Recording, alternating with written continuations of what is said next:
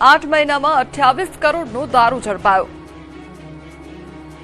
અરવલ્લી જિલ્લામાં દારૂની ગેરકાયદેસર હેરાફેરી સામે પોલીસની વ્યાપક કાર્યવાહી સામે આવી છે। ગુજરાત રાજસ્થાન બોર્ડર વિસ્તાર ધરાવતા અરવલ્લી જિલ્લામાં પોલીસે છેલ્લા 8 મહિનામાં કરોડો રૂપિયાનો દારૂ ઝડપી પાડ્યો છે। પોલીસના આંકડા મુજબ 8 મહિનામાં કુલ 28 કરોડ રૂપિયાનો દારૂ ઝડપાયો છે, જેમાં 96 મોટા કેસ સહિત કુલ 4278 પ્રોહિબિશનના કેસ નોંધાયા છે। આ કાર્યવાહી દરમિયાન કુલ 4457 આરોપીઓ સામે કાયદેસરની કાર્યવાહી કરવામાં આવી છે। રતનપુરથી જાંજરી ચેકપોસ્ટ સુધીના બોર્ડર વિસ્તારમાં પોલીસની સક્રિયતા વધારવામાં આવી છે। ચેકપોસ્ટ અને બોર્ડર વિસ્તારમાં રાઉન્ડ ધ ક્લોક વાહન ચેકિંગ કરવામાં આવી રહ્યું છે। ભાવનગરના લઠ્ઠાકાંડ બાદ પણ પોલીસ એક્શનમાં છે અને દારૂની હેરાફેરી રોકવા સઘન તપાસ હાથ ધરવામાં આવી રહી છે। છેલ્લા 3 દિવસમાં જ 170 પ્રોહિબિશન કેસ કરવામાં આવ્યા છે, જ્યારે 2,87,000 રૂપિયાના દારૂના જથ્થા સાથે 38 આરોપીઓને ઝડપી પાડવામાં આવ્યા છે। બોર્ડર વિસ્તાર હોવાથી રાજસ્થાન તરફથી ગુજરાતમાં દારૂની હેરાફેરી રોકવા પોલીસ દ્વારા ખાસ નજર રાખવામાં આવી રહી છે। રતનપુર અને જાંજરી સહિતની ચેકપોસ્ટ પર નાના મોટા વાહનોનું સઘન ચેકિંગ કરવામાં આવી રહ્યું છે, ત્યારે આગામી દિવસોમાં પણ દારૂની હેરાફેરી સામે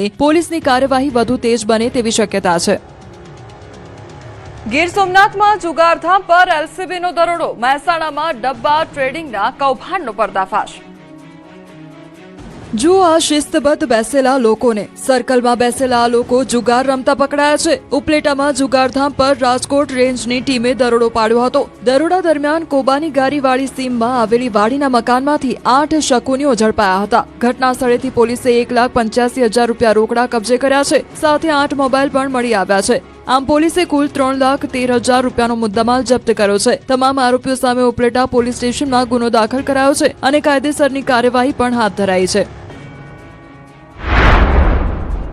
ગીર સોમનાથ અને મહેસાણામાં ગેરકાયદેસર પ્રવૃત્તિ સામે પોલીસે મોટી કાર્યવાહી કરી છે। ગીર સોમનાથના ગીરગઢડાના નાના સમઢિયાળા ગામમાં એલસીબીએ જુગારધામ પર દરોડો પાડ્યો હતો। પોલીસની કાર્યવાહી દરમિયાન જુગાર રમતા 9 શખ્સોને ઝડપી પાડવામાં આવ્યા છે। સ્થળ પરથી પોલીસે 86,300 રૂપિયાનો મુદ્દામાલ જપ્ત કર્યો છે। એલસીબીના અચાનક દરોડાથી જુગારીઓમાં ફફડાટ ફેલાયો છે। ઝડપાયેલા આરોપીઓ સામે કાયદેસરની કાર્યવાહી હાથ ધરવામાં આવી છે। તો બીજી તરફ મહેસાણામાં શેરબજારમાં રોકાણના નામે છેતરપિંડી કરતા ડબ્બા ટ્રેડિંગના કૌભાંડનો પર્દાફાશ થયો છે। એલસીબીએ મલેકપુરમાંથી 4 આરોપીઓને ઝડપી પાડ્યા છે। આરોપીઓ એક એપ્લિકેશન મારફતે શેરબજારમાં ભાવની વધઘટ બતાવી લોકોને રોકાણ માટે પ્રેરિત કરતા હતા અને ત્યારબાદ છેતરપિંડી કરતા હોવાનો ખુલાસો થયો છે। પોલીસે કાર્યવાહી દરમિયાન 8 મોબાઈલ સહિતનો મુદ્દામાલ જપ્ત કર્યો છે। સમગ્ર મામલે એક કિશોર સહિત 4 આરોપીઓ સામે ગુનો નોંધવામાં આવ્યો છે। હવે આ કૌભાંડમાં કેટલા લોકો સાથે છેતરપિંડી કરવામાં આવી અને વધુ કેટલા લોકો સંડોવાયેલા છે તે અંગે પોલીસે તપાસ શરૂ કરી છે। કચ્છના નખત્રાણામાં ભંગારના વાડામાં બ્લાસ્ટ સર્જાયો, તો બ્લાસ્ટ થતા 4 લોકોના મોત નિપજ્યા છે। નખત્રાણાના ભાકોડે આવેલ ભંગારના વાડામાં બ્લાસ્ટ થતા 4 લોકોના મોત નિપજ્યા। 2 લોકો અતિ ગંભીર રીતે ઘાયલ હોવાનું સામે આવ્યું છે, તો મળતી માહિતી મુજબ 2 ઘાયલને હોસ્પિટલ ખાતે ખસેડવામાં આવ્યા છે। છોટા હાથીના ડીઝલ ટાંકીમાં બ્લાસ્ટ થવાને કારણે આ ઘટના સર્જાઈ। ઘટના સ્થળે એલસીબી, એસઓજી, સ્થાનિક પોલીસ પણ પહોંચી ચૂકી છે।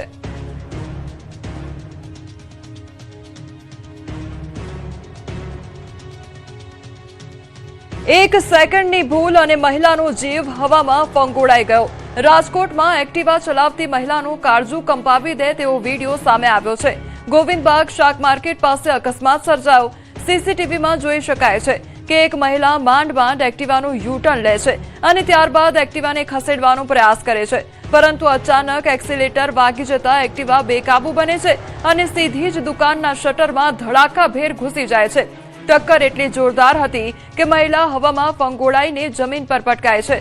સમગ્ર ઘટનામાં સદનસીબે કોઈ જાનહાનિ થઈ નથી, પરંતુ આ ઘટનાએ ફરી એક વખત વાહન ચલાવતી વખતે સાવચેતી કેટલી જરૂરી છે તે બતાવી દીધું છે। રાજકોટમાં નેતાજીએ તોડ્યા નિયમ, નંબર પ્લેટ વગરના વાહનો લઈને નીકળ્યા। રાજકોટમાં પોલીસ કમિશનરના જાહેરનામાને લઈને ફરી સવાલો ઉભા થયા છે। આમ તો નાગરિકોને નિયમોમાં રાખવા માટે જનપ્રતિનિધિઓએ નિયમોનું પહેલા પાલન કરવું પડે, જેથી જનપ્રતિનિધિને જોઈને નાગરિકો પણ એ રસ્તે વળે, પરંતુ રાજકોટમાં ઉલટી ગંગા ચાલી રહી છે। લોકોની સુરક્ષા માટે બનાવેલા નિયમોનું કેટલાક નેતાઓ અને કેટલાક પોલીસ કર્મીઓ જ ઉલ્લંઘન કરી રહ્યા છે।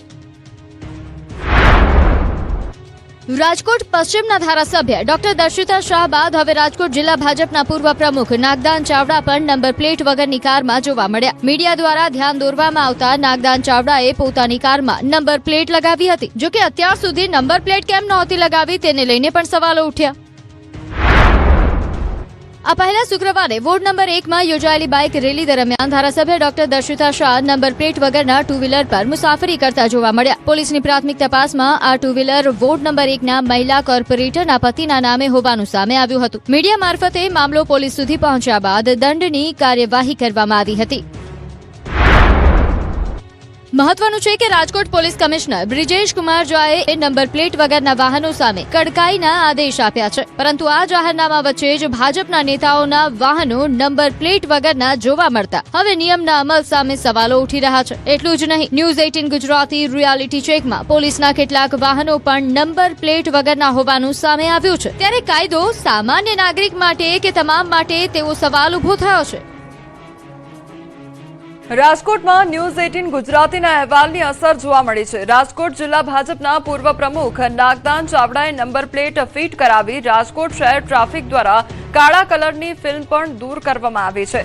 રાજકોટ ટ્રાફિક પોલીસ દ્વારા 500 રૂપિયાનો દંડ ફટકારવામાં આવ્યો તો નાગદાન ચાવડાએ દંડની ઓનલાઈન ચૂકવણી કરી. ધારાસભ્ય ડોક્ટર દર્શિતા શાહના વાયરલ વિડીયોનો મામલો સામે આવ્યો છે. નંબર પ્લેટ વગરના બાઇકમાં રેલી કાઢવામાં આવી હતી. ટ્રાફિક પોલીસે બાઇક ચાલક સામે કાર્યવાહી કરી. કોર્પોરેટર સેજલ ચૌધરીએ એક્ટિવામાં લગાવી છે નંબર પ્લેટ.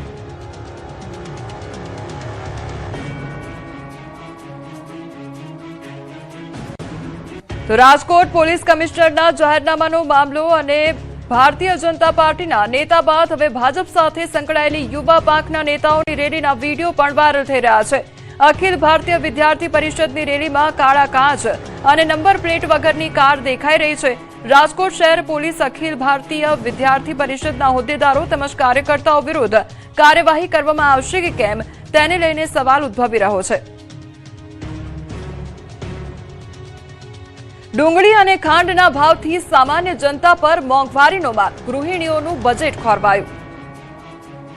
મોંઘવારીનો માર સહન કરી રહેલા સામાન્ય લોકોને વધુ એક ઝટકો લાગ્યો છે. ખાંડ બાદ હવે ડુંગળીના ભાવમાં પણ મોટો વધારો થયો છે. છેલ્લા અઠવાડિયામાં ખાંડ અને ડુંગળીના ભાવ આસમાને પહોંચી ગયા છે. બીજી તરફ મોંઘવારીના માર મુદ્દે કોંગ્રેસ મેદાને આવી છે. કોંગ્રેસના સભ્યો અનોખી રીતે વિરોધ પ્રદર્શન કરી રહ્યા છે.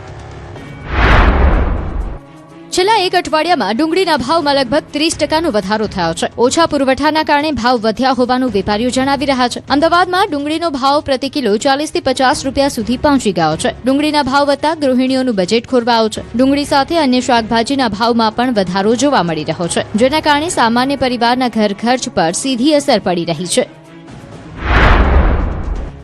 તો બીજી તરફ ખાંડના ભાવમાં વધારાથી પણ બજારમાં ચિંતાનો માહોલ છે. અમદાવાદના કાલુપુર માર્કેટમાં ખાંડના ભાવ વધારાની મોટી અસર જોવા મળી રહી છે. વેપારીઓના જણાવ્યા મુજબ તહેવારો ટાણે ભાવ વધારો વધુ મુશ્કેલી ઊભી કરી રહ્યો છે. 16 વર્ષથી ખાંડનો વેપાર કરતા વેપારી કિશનભાઈએ બજારની સ્થિતિ જણાવી. તેમના કહેવા મુજબ જ્યારે તેમણે ધંધો શરૂ કર્યો ત્યારે ખાંડ 1 રૂપિયાથી 90 પૈસાના ભાવે મળતી હતી, જ્યારે હવે ખાંડનો ભાવ 70 રૂપિયાને પાર પહોંચી ગયો છે.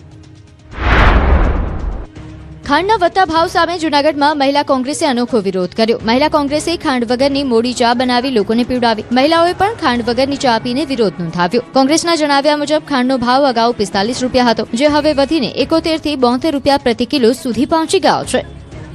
રક્ષાબંધન અને સાતમ આઠમ જેવા તહેવારો નજીક છે, ત્યારે મોંઘવારી વચ્ચે તહેવારોની ઉજવણીનો ખર્ચ પણ વધવાની ચિંતા છે. હવે સામાન્ય જનતા ખાંડ, ડુંગળી અને અન્ય જીવન જરૂરિયાતની ચીજોના ભાવમાં ક્યારે રાહત મળે તેની રાહ જોઈ રહી છે.